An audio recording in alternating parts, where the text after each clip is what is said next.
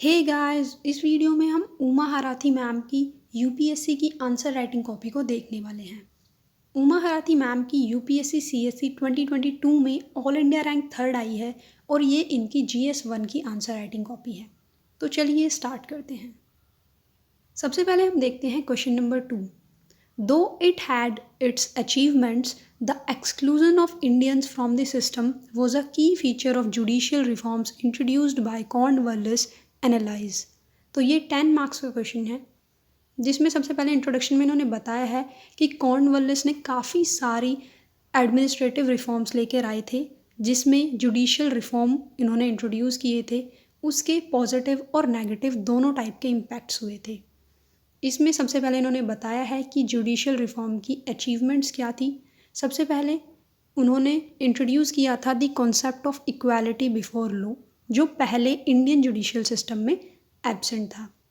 इसके बाद कॉडिफिकेशन of law, जिससे अननेसेसरी डिस्क्रिशन ख़त्म हो गया था। इसके बाद ऑर्गेनाइजेशन ऑफ कोर्ट, जिसमें इन्होंने सिविल कोर्ट और क्रिमिनल कोर्ट्स को अलग अलग सेपरेट कर दिया था। इसके बाद सेपरेटेड जुडिशरी फ्रॉम एग्जीक्यूटिव, इन्होंने जुडिशरी को एग्जीक्यूटिव से सेपरेट कर दिया था to prevent concentration of power.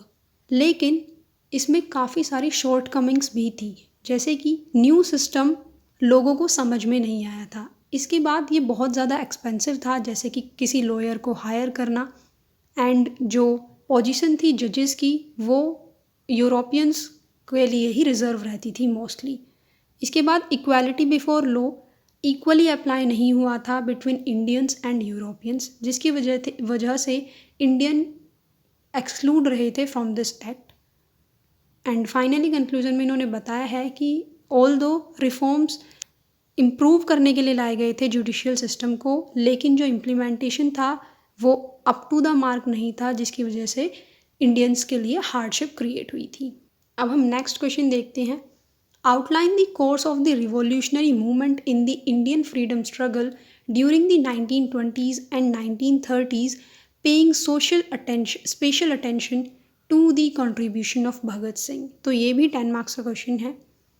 इसमें सबसे पहले इन्होंने बताया है कि इंडियन नेशनल मूवमेंट का जो पीरियड था 1920s से 30s तक का, उसमें बहुत सारी रिवोल्यूशनरी एक्टिविटीज़ हुई थी इंडिया के डिफरेंट पार्ट्स में।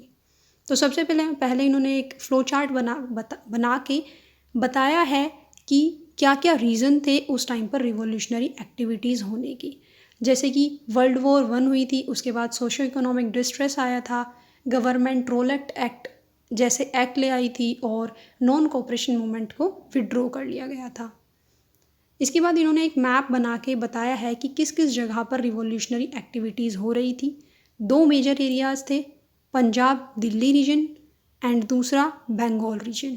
पंजाब रीजन में HRA हिंदुस्तान रिवॉल्यूशनरी एसोसिएशन वो एक्टिव थी, और बंगाल रीजन में अनुशीलन समिति और सूर्या सेन, जिन्होंने चित्तगोंग ग्रुप बनाया था। इसके बाद इसमें भगत सिंह पर स्पेशल लिखना है, तो उसमें इन्होंने बताया है कि HSRA मूवमेंट भगत सिंह ने लीड करी थी, जिसमें सबसे पहले इंडिविजुअल हीरोइक एक्शन होते थे, जैसे कि killing British officials like Saunders, लेकिन बाद में इसको ट्रांसफॉर्म कर लिया गया था under influence of socialism. It focused on mobilising masses, specially peasant and worker, to fight imperialism. And Bhagat Singh जो थे उन्होंने इंडिपेंडेंस के स्कोप को एक्सपेंड किया था bye including independence from all kinds of operation. तो इस तरीके से इस पूरे क्वेश्चन के जितने भी पार्ट्स थे उनका इन्होंने आंसर इसमें दे दिया है विद इन वर्ड लिमिट। तो इसमें इन्होंने जो इंपॉर्टेंट वर्ड्स हैं उनको अंडरलाइन किया है, जहाँ पर मैप बना सकती हैं वहाँ पे मैप बनाया, फ्लो चार्ट बनाया। तो इस तरीके से इन आंसर्स को इन्होंने लिखा है। अगर आपको इसकी पूरी PDF चाहिए तो वो टेलीग्राम चैनल पर अवेलेबल है, जिसका लिंक डिस्क्रिप्शन बॉक्स में है। तो friends, I hope you like the video. Thank you so much for watching. Please do like, share and subscribe to my channel.